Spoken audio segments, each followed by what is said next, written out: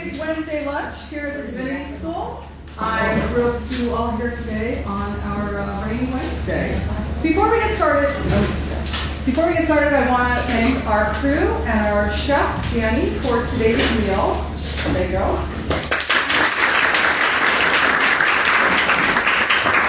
This is all prepared here from scratch, so we do ask you to clean up your own stuff on your way out.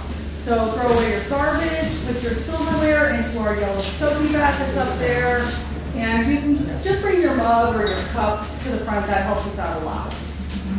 The other housekeeping thing is to please turn off your cell phones now before the presentation gets started. Thank you. Are there any brief community announcements before we get started? Okay, no. Yeah. Matthew Ricard is speaking in Madison 2 Tuesdays from now. His farewell to Dharma. Where is he speaking? In Madison. And about his life. Before I introduce today's speaker, I want to let you know to sign up for next week's lunch. We're going to have guests from the UChicago Arts and also the Civic Engagement offices. Those offices offer walking tours of public art on campus, but for you, you don't have to walk. You'll just eat and watch something and we'll talk about it. So please sign up for that lunch next week. Our guest for today, I'm really thrilled to be able to let you know about him. Matt Epperson is here from the School of Social Service Administration School. He is associate professor there. His research centers on developing, implementing, and evaluating interventions to reduce disparities in the criminal justice system. He's the co-founding director of the Smart Decarceration initiative. We're going to find out what it is. It seeks to stimulate policy and research that will reduce the incarcerated population in ways that are humane, socially just, and sustainable. So he's going to be speaking about that. And before I get started, I want to let you know that Professor Epperson has brought a copy of his book. We're going to be wrapping it up. So Julie has been passing out index cards and pens. If you just want to put your name on it, on the card, and then we'll put it into one of our kitchen implements. We'll draw it at the end, and you'll get copies of Professor Epperson's book. So please join me in welcoming Professor Epperson.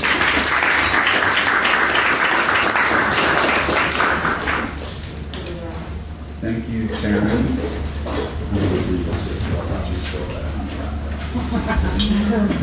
So, I had never worked on a book before. I didn't author this book. I co-authored a few chapters, but I co-edited it. So now I sort of experience, I'm doing what I've experienced elsewhere, whereas people go and peddle their book, and at least we're getting it away. And I'm glad if we're not raffling it off right away, because that person would probably get a pass for the rest of it. They wouldn't have to just go home and read it. Yeah, I really appreciate the invitation to come here today and to talk a little bit about some of the work that I'm doing and about some bigger concepts around decarceration. And sometimes the way I like to start is just to ask, before you saw this announcement or came in for the talk today, who had sort of heard of or used the term decarceration before? Okay, so a few. Who has heard of or used the term mass incarceration? Okay, so this is a problem, an issue that we're well familiar with, right? And part of my colleague and I are sort of thinking around using the term decarceration is that when we talk about things in our criminal justice system in the U.S., we are very much in a problem-oriented framework, right? We talk about the various kinds of problems, which I will do in a minute. But we often, I would argue, often get stuck there. We sort of get stuck in sort of the overwhelming social injustices that happen in that system, and it doesn't often always lead us to thinking about more proactive, positive approaches that we can take. And so I hope by the end of this chat, you'll have a better idea of what we're talking about when we talk about particularly smart decarceration, and perhaps to engage in own thinking on that a bit. So for me, I was just chatting a little bit at the table here about sort of my interest in this spans back quite a few years, almost 20 years ago when I started working as a social worker in a large county jail in Michigan. And I honestly had very little understanding of the criminal justice system at that time. Even in my social work training, not much focus on criminal justice and what was happening. And so I worked for 6 years in this facility, first as a crisis mental health worker, and then I did alternative to incarceration assessments for a drug court, which drug courts were sort of a new thing, at least in Michigan in the late 90s. And then I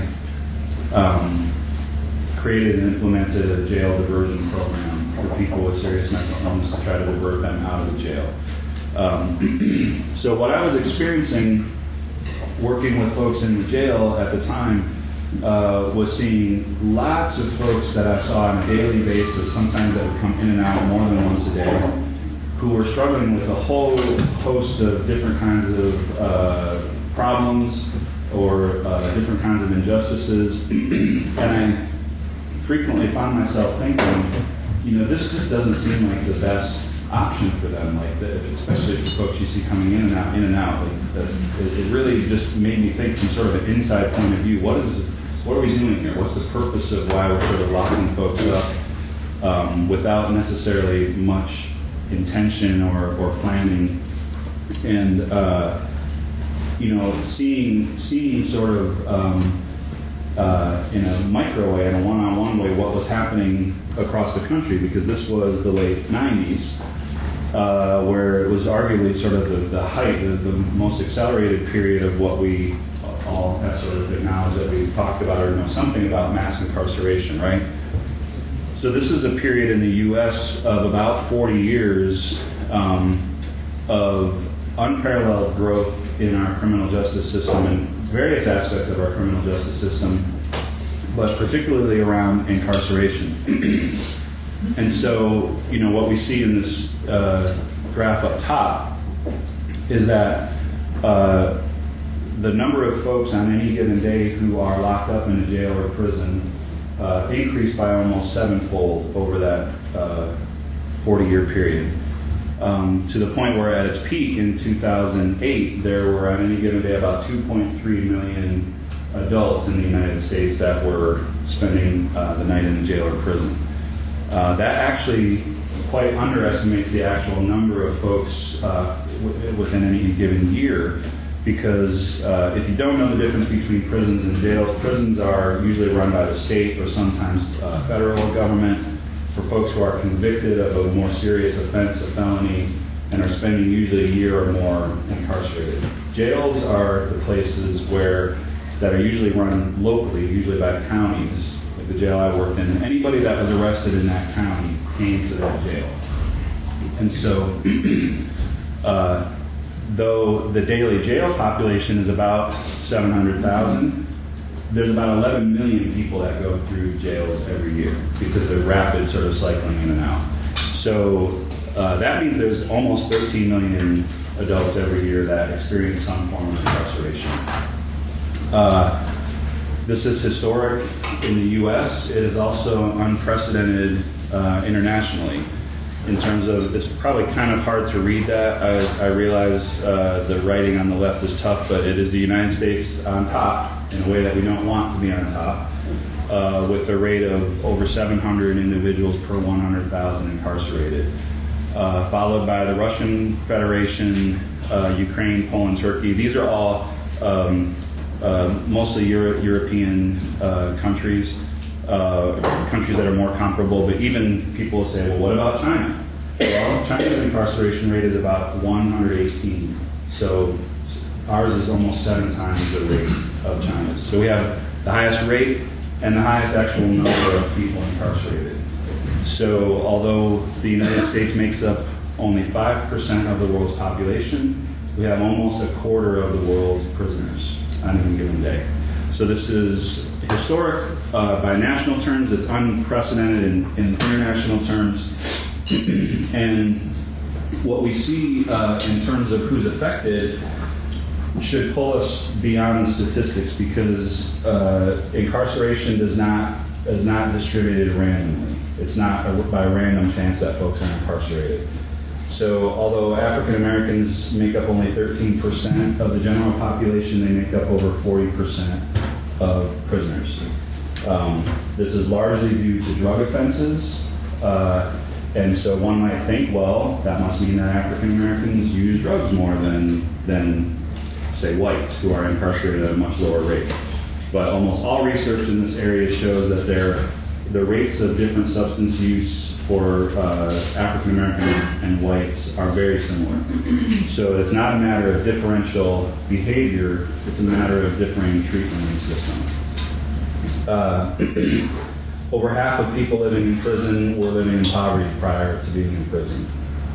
Homelessness is 4 to 6 times the rate among people who have been incarcerated in the general population. 2/3 of state prisoners don't have a high school diploma. Almost 3/4 of prisoners have some kind of drug or alcohol problem, but only about 11% of those folks get any kind of treatment while they're incarcerated. And an issue that's of particular interest to me, especially because of my previous work, the rate of serious mental illness. So we're talking about long-term diagnoses like schizophrenia, bipolar disorder, major depressive disorder. That the rate of that in incarceration settings is about 14%, which is more than double the general population. And so I know I just threw a whole lot of numbers out there, and we're not just talking about sort of the folks that are themselves incarcerated, but these effects ripple out to their family members, to their communities. Has anyone heard of the term $1 million blocks, or a study or a series of studies called $1 million blocks? Okay, I believe it started in New York, but there was a study done in Chicago by Dan Cooper, who's at Adler University. He identified blocks, city blocks in Chicago, where $1 million or more was spent incarcerating the individuals just that lived on that block in a 5-year period, from 2005 to 2009. How many blocks do you think there were in Chicago where $1 million was spent incarcerating just the folks that lived on that block? Let's have a guess. 100. What? 10? 851. 851 blocks. So we're talking at least $851 million spent, and these are mostly blocks that are in neighborhoods on the south and west side. So if you go to most of these blocks, what you will find is there's not $1 million being spent on other kinds of things that would actually support the folks that live on that block. And so I saw this firsthand in the jail, this sort of cycling in and out of the system causes many disruptions in employment and housing, in medical treatment if you have some sort of medical issue. And so what I would argue is that the criminal justice system, specifically incarceration settings, have really become an epicenter of social injustice. It is a blunt instrument that's been used to address a lot of social issues that it really is not well equipped to address. And while that's all sort of depressing and sort of overwhelming, what a colleague and I started to notice probably around 2010 is that, so this was sort of unparalleled growth. There was exponential growth in incarceration for almost 40 years. Starting in 2009, there was a little bit of a leveling off, and that happened mostly in the jail population. And the numbers that are bolded indicate a decrease from the year prior. So what we see starting in 2009 is that for 7 consecutive years now, there has been slight reductions in the overall incarcerated population. Now, going from 2.38 million to 2.25 million may not seem like a big difference. That's still 2.2 million people incarcerated. But what this is indicating is that the sort of unquestioned growth of incarceration may actually be plateauing. I would argue we might be at a tipping point in incarceration where we might be thinking about doing something different. So let's do some hypothesizing. What do you think what might be one potential cause or one hypothesized cause of why starting in 2009 we started to see some reductions in incarceration? Recession. So incarceration is expensive. Over $50 billion is spent every year incarcerating people. In Illinois alone, it's about $1.3 billion a year on incarceration. More than 1 in every 15 discretionary dollars that state and local governments have. So it's a great, a lot of people, including myself, said that too. Like obviously states mostly had to make some tough choices about where they spend their money.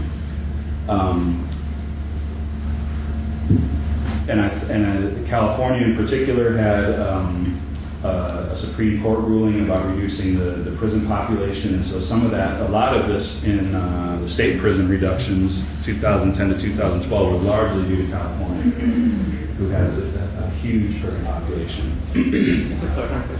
Sure. Okay. These figures don't include, I'm also just thinking, Obama, but I'm thinking about, are you including incarceration figures for deported non-citizens or? Yes, if they spend time. Yeah. Yeah. This is talking about if their encounter with a criminal justice, and I'm wondering, like, ICE and then deportation. Is that included in these figures? Yes, if they spend time, which would mostly be in a federal prison or in a state prison under some kind of federal hold. Okay. So those folks would show up in these numbers. So what we see is there's some slight increases, some slight decreases, not a dramatic drop off, but what I would say we see here is somewhat of a system in flux. Something is changing. Instead of increasing every year, there's some movement, some plateauing. Despite some, sort of rebound from the recession and economic growth, we're still seeing some slight declines. And so I would argue that it's more than economics. There's a different way that criminal justice and incarceration is being talked about in the U.S., especially in the political sphere. So this may feel like an outdated reference, but just almost 2 years ago, when Hillary Clinton first announced her candidacy, in her very first speech, she did a lot of work to distance herself from Bill Clinton and his enacting of the 1994 crime bill, which was one of the biggest federal pieces of legislation that drove mass incarceration. So in her very first speech, she talked about our broken criminal justice system. Every major Republican candidate, save one, you can guess who that is, spoke pretty actively about the need to change our criminal justice system. In Illinois, a Republican governor, Bruce Rauner, one of the first major commissions that he formed was the Commission on Criminal Justice and Sentencing Reform. One of our doctoral students at SSA is on that commission, and he tasked this commission with making a strategic plan to reduce the prison population by 25% in 10 years. During, when Trump became the candidate, there was a lot of discussion about, well, what would this actually mean for what is seen as a growing sort of momentum towards criminal justice reform. So although we could continue that narrative to say that right now there's a lot of things happening at the federal level that may really be playing this out, the fact that there's even questions about what might this candidate impact on criminal justice reform, these are ways of talking about national politics that really had not been spoken of before. And then we have, at the more local level, people like Kim Fox, who, of course, there are many things that fed into the state's attorney's election, but one of the biggest platforms that Kim Fox ran on was trying to clean up a broken criminal justice system, an unjust criminal justice system that unduly affects poor and minority populations. So we can also go into just like popular media. Who can throw out, actually there was one at the table before, who can throw out a book, a movie, something that is not necessarily just like a reality, like 20 years ago or 15 years ago it was Oz. Does anybody remember Oz? Yeah. Okay. What are some more recent examples of maybe some more critical or reflective views on incarceration in the criminal justice system? Orange is the New Black. Night Out. The Night of. 13. The New Jim Crow. The New Jim Crow. Was someone do this one? I was going to say it about that. Okay. The New Jim Crow.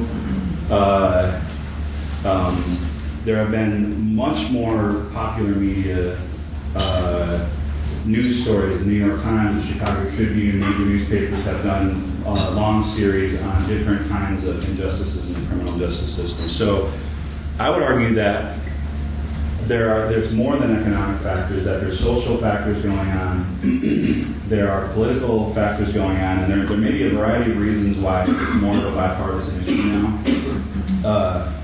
There's also growing awareness of about 40 years of research that shows that incarceration actually does not change behavior in the ways that one might hope it would change behavior to increase public safety.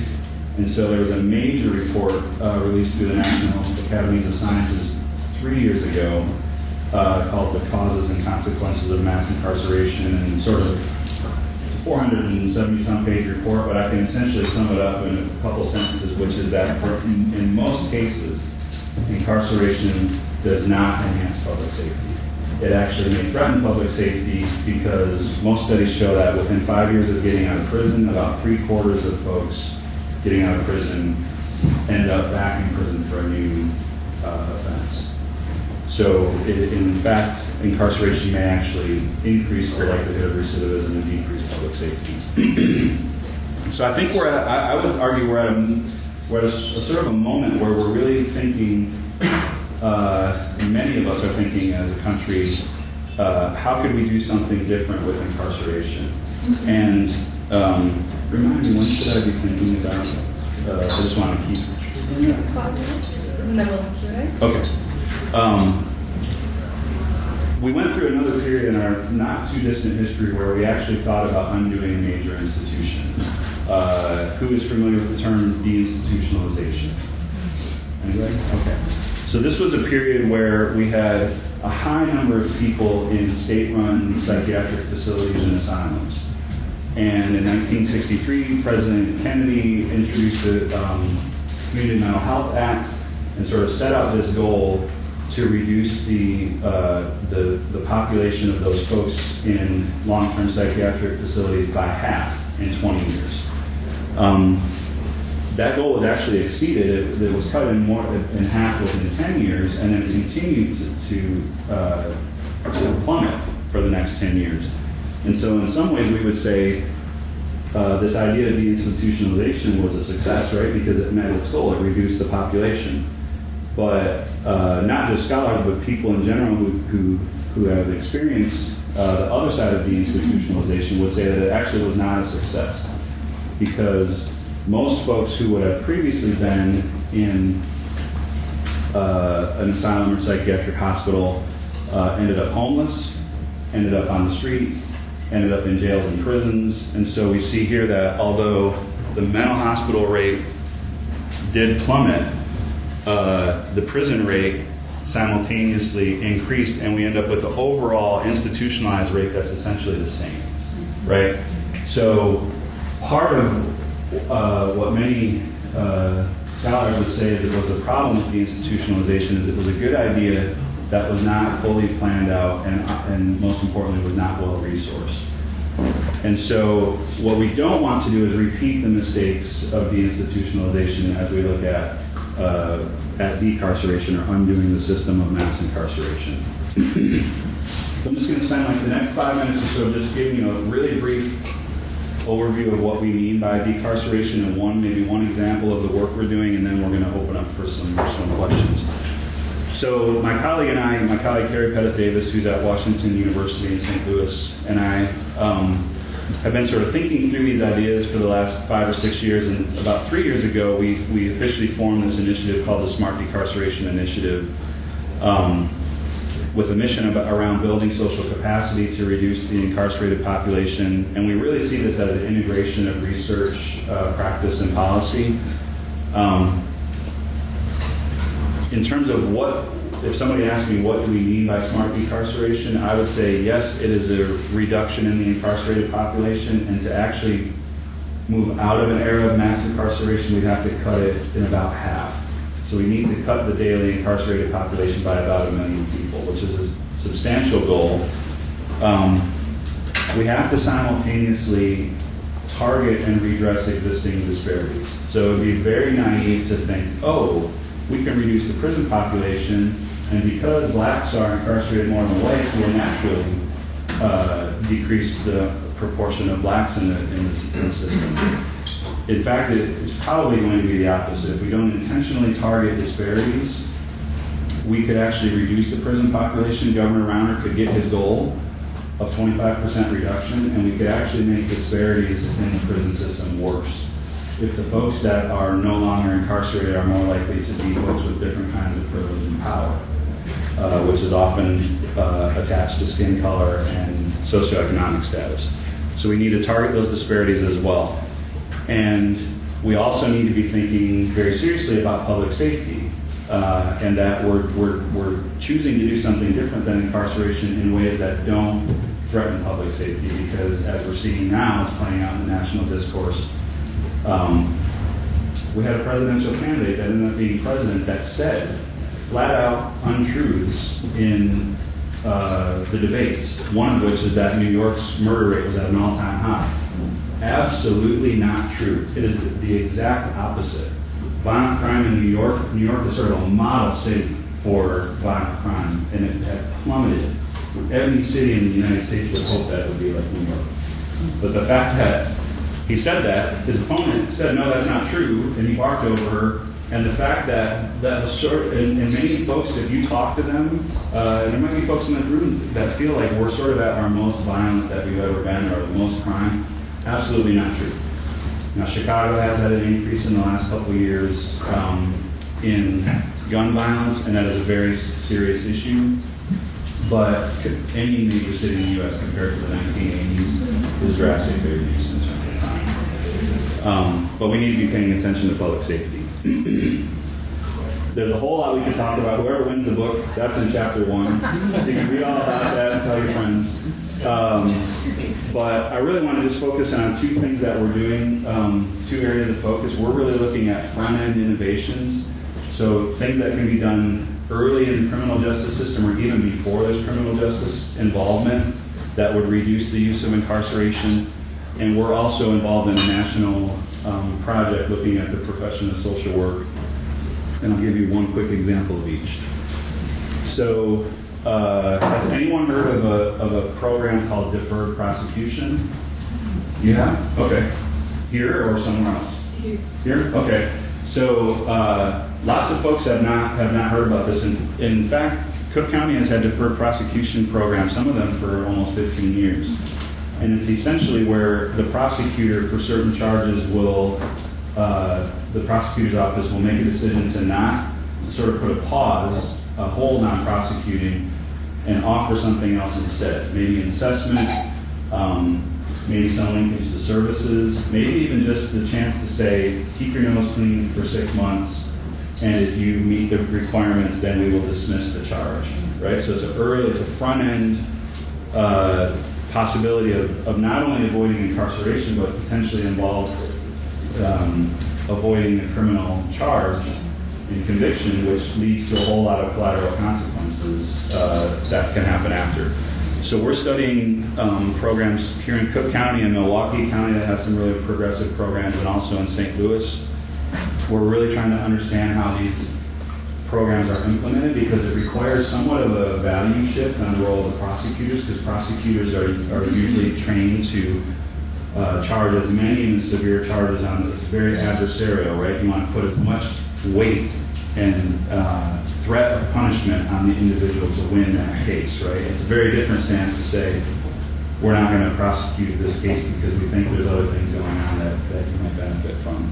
So we're trying to both understand how they're implemented. We're also wanting to generate evidence from these programs, so we're developing what will hopefully be a randomized controlled trial of these programs, because we know that for many jurisdictions, having evidence that something is effective is what will help them to decide to do the work.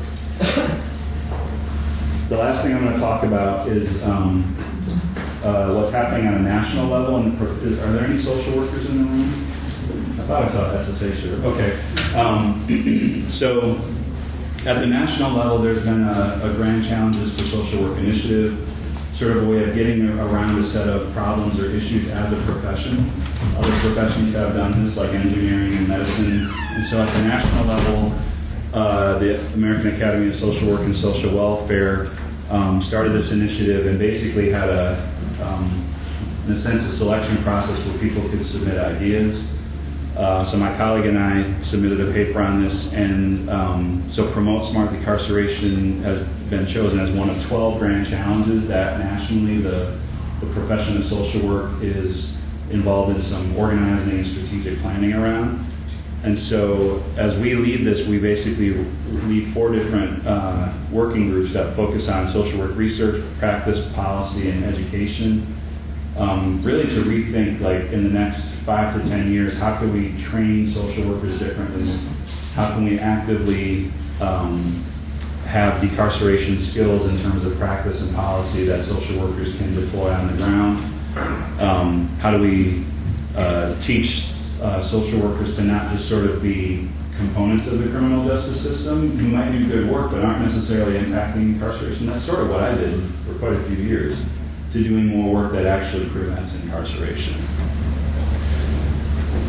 I think that's where I'm, and this is, I just like to brag on my students. So I teach a course that this year is going to actually be called Decarceration, but it's been about criminal justice and social work. But these are just some ideas that the next generation of social workers came up with in their individual papers about how they could do active work in their interest area to reduce the use of incarceration.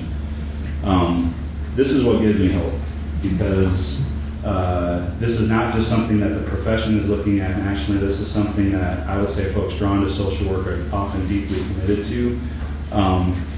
And social work, because we're sort of drawn to intervene and look at multiple systems, it is that multi-systems kind of approach that's going to ultimately have an impact. Oh, I said that was my last thing. This is my last thing. We also really try to generate interdisciplinary conversations, not thinking that just because it's a grand challenge for us that social work is going to solve this. Criminology is not going to solve it on their own. If they could, they would have done it by now. Criminal justice is not going to solve it on their own. Public health. This is an interdisciplinary need. And so we had our first conference in St. Louis in 2015, where we brought together researchers, policymakers, people who themselves have been incarcerated. This picture up here is Glenn Martin on the left, who is the president and founder of Just Leadership USA, probably the strongest national organization that advocates for people who have been incarcerated to be leaders in the decarceration movement. He himself spent 6 years in prison. Ronald Simpson Bay on the right spent 27 years in prison in Michigan for a charge that was ultimately overturned due to prosecutorial misconduct. He was essentially framed for a murder that he didn't commit. And in the middle there is John Chisholm, who is the lead prosecutor in Milwaukee County that we work with. And so these 3 unlikely sort of conversationalists had a town hall meeting where they talked about the role of prosecutors. Ronald talking about how a prosecutorial misconduct in power led to him spending almost 30 years in prison. John Chisholm talking about how they can make the system more humane and affect disparities less. But these are the kind of conversations that don't often happen. I was amazed that we got an elected prosecutor from Milwaukee County to come knowing who he was going to be engaging with. And this actually was sort of the birth of our deferred prosecution study. We have another conference coming up in just a few weeks here at the university. It's going to be mostly at SSA. If you're interested in this, I would suggest you register today or tomorrow, because we are literally almost full. We're going to have a lot of great speakers. We have 2 public events associated with it. One is on Thursday, and if you look at this page, there's information on those events. Thursday night, a woman named Susan Burton, who has spent time in prison and now is running an organization to provide services for reentering women. There will be an event on Thursday night, November 2nd at SSA, and Friday night, November 3rd, at Rockefeller Chapel will be author and activist Sean King, who is now the writer in residence at the Harvard Criminal Justice Fellowship. And we're within the next week or so going to be reopening the registration for that. We moved venues because there's been a lot of demand for that event. So I hope to get an announcement, maybe through Taryn I can get an announcement. If you get that announcement and you want to go, literally register in like 10 minutes, because I'm not even joking, because he has like 1.5 million Facebook followers, and it filled up in 3 minutes before the first time we did it. So that's it. I'm going to shut up now. There's a lot to be said, but I hope there's something in there around taking a more positive frame on decarceration. But I'd be happy to. In your research, have you discussed or do you have any analysis of the impact of the privatization of prisons? Not in my research specifically. The main problem I have with private prisons is that most of the time they're definitely more rare in the north. They're more common in the south. They're still a fairly small proportion of prisons. First of all, I'd say they are not the major driver of mass incarceration, but they are an example of a serious problem because private prisons are usually run on an occupancy-based contract. So in other words, the state says, we're going to pay you X amount of money, whether your prison's full or not. And so there are actually economic incentives to keep that prison full. Like, why would I pay for something that is only half full, right? I haven't seen it done yet, but I actually had a student and I sort of got into this brainstorming. What if we made a private prison, what if we only renewed their contract if they could provide the kinds of services and support in that prison that they could get a lower recidivism rate afterwards. So it's a performance-based contract. And so you get 3 years to do initial contract, and only if you can get below the state average on recidivism, which is say it's like 67% in 5 years, you have to get 50% or lower, and only then will we renew your contract. That's something that I think we actually could take it. I'm not sure a prison would jump at that opportunity. And the Obama administration had made executive orders to phase out private prisons, and that's one of the first things that Trump undid. I still don't see that being a huge ballooning piece, but it is a clear example of like the prison industrial complex and why the economics involved are part of what drives it. Yeah. My question is why it's so complicated to reduce the prison population. It didn't explode in the 70s out of the blue. It was a result of very particular policies, mandatory minimums, free strikes, war on drugs, that other countries in the West didn't enact, and their prison populations didn't explode. So if we wanted to revert the trouble, why don't we look at what other countries are doing and just undo what was changed then? Sure. I totally agree with you. I would say it's not easy, but it is fairly simple. Like, there was a lot of clear policy changes that, basically, there's two things that drive prison and incarceration growth. More people going in and spending longer time than they do going. So anything that would reduce sentences or reduce the number of people going in will reduce incarceration. Now, how we got to a war on drugs, how we got to mandatory minimums is much more complicated. Because what else was happening at the end of the 60s and the beginning of the 70s when the prison population, when incarceration took off?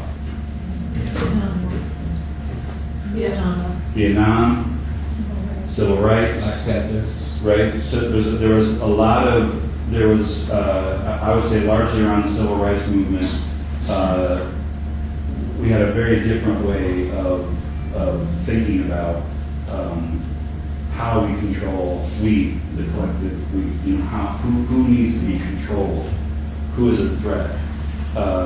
the sentencing disparities around crack and powder cocaine. Most states have extreme disparities. Like if somebody has an ounce of crack cocaine, the penalties can be up to 100 times as severe as having an ounce of powder cocaine.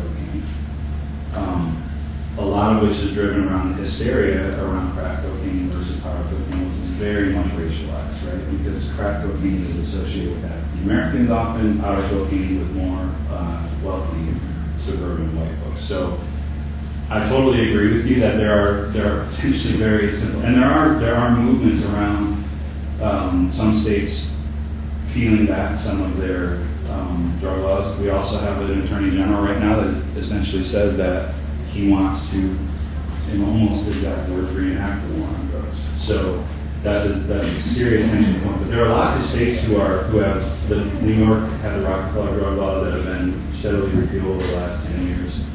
So those kinds of, the evidence that's going to come out of those states like Colorado and Washington, who are decriminalizing and legalizing marijuana, the actual evidence that comes out of that in terms of what that means for potential, addiction or rises in crime or not, will have a lot, I think, to say about what other states do. Yeah. So you mentioned the goal of decarcerating 1 million people. So I'm just wondering, how do you get that number? What is the right number of people to have in jails and prisons? Well, I would say the right number is far less. I mean, far less than half of what we have now. But if we were actually going to get back to where we were before mass incarceration, it would be a reduction of 1 million on any given day, which actually means a reduction of more than 1 million. I would still argue that that's too much. I would say, well, I'll put it this way. When we talk about penalties, we talk about sanctions in the criminal justice system, there's usually like 4 main purposes. Retribution, deterrence, rehabilitation, or incapacitation, right? So I would argue that incarceration is not very good at the first 3 things. Well, I guess it's good at retribution if you just want to make somebody suffer, right?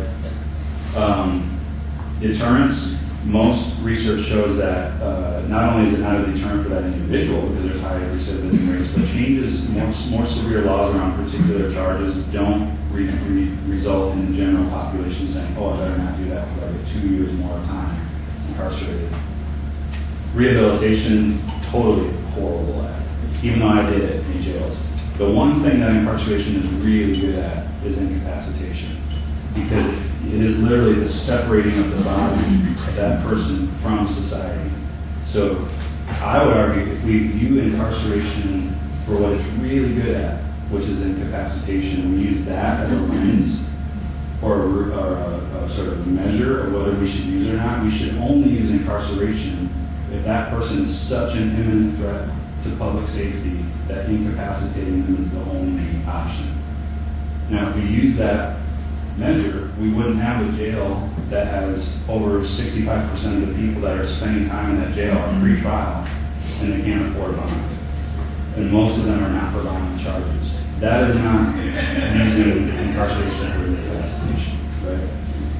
So I would argue if we took that incapacitation lens, it would probably be, I haven't quantified it, but it would be far less than a million folks incarcerated in a given day.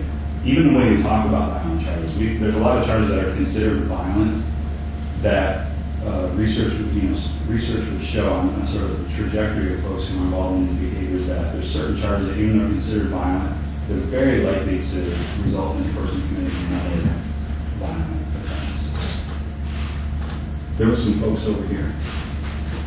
Yeah. How is the opiate epidemic affecting mass incarceration? The opiate epidemic, especially in a lot of Midwestern states, is definitely having an impact. In Indiana, there has been prison growth, right? A lot of jurisdictions are trying to figure out what to do with the growth, especially because in a lot of urban centers there have been waves of different kinds of drug issues that have gone on, but the opiate epidemic has kind of hit places that haven't always been hit by it. It's also hit populations that have not always been thought of as, I'll put it this way, I just have to make this critique. The crack cocaine epidemic was seen largely as a public safety threat, a crime, right? And we are talking largely about minority poor populations and largely urban settings. The opiate epidemic, which has hit much more rural, much more white, sometimes middle class populations, very quickly was framed as a public health epidemic, right? I have worked with people who have long-term crack addiction. I have worked with people who have long-term opiate addiction. The principles are very similar. One is no more of a public health issue than the other, right? There are folks you're very likely to engage in stealing and other kinds of behavior if you're addicted to opiates versus crack cocaine. So I think it's great that we're framing it as more of a public health issue and trying to not explode our prison population over it, but I think it does, we need to be doing some serious reflection in the middle of that too, to say, what else are we framing as something other than a public health issue for now? There's lots of things being still be that are criminalized, right? Yeah, I was thinking about restorative justice. I've done a bit of work with restorative justice and community conferencing in Baltimore. I know that works mostly on like a state level, from state to state, but do you think there's a possibility there with that helping with large scale incarceration decrease? I definitely think there's, if folks aren't familiar with restorative justice, it's basically trying to take a more restorative model instead of retributive justice. There's actually a restorative justice court that's just opened in the North Lawndale. I think it's in North Lawndale, where they're trying to not use incarceration and use more active restorative justice principles. I would like to see it go one step further than that, because restorative justice sort of takes a model where it's like it's still the criminal justice system that's sort of steering the ship, right, and they're intervening. But instead of punishing, we'll do, victim offender mediation, and we'll do conferencing, which is all great, but it still kind of puts that locus of control on the criminal justice system. I would like to our mission statement to build social capacity, I would like to see communities have more autonomy, empowerment, and resources to respond to their own issues. And that may not mean calling the police. That may not mean locking somebody up on that $1 million block, right? It may mean doing something different. So I definitely think it's a step in the right direction, though, because it doesn't take a punishment first model. There's been a lot more strides made in the juvenile system with restorative justice. It's a little harder for adults. People will easily write off adults. We'll easily label them with our language, right? But juveniles tend, younger folks tend to get a little bit more sympathy sometimes. Okay, we should. All right, I'll just put, that's our website. If you're into Twitter, you can follow us on Twitter. If you have any questions, my email is there. I'd be happy to engage in further conversation. Thank you very much for listening.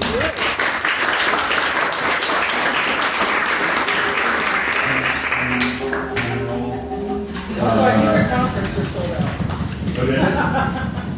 Okay. Anna Lee White.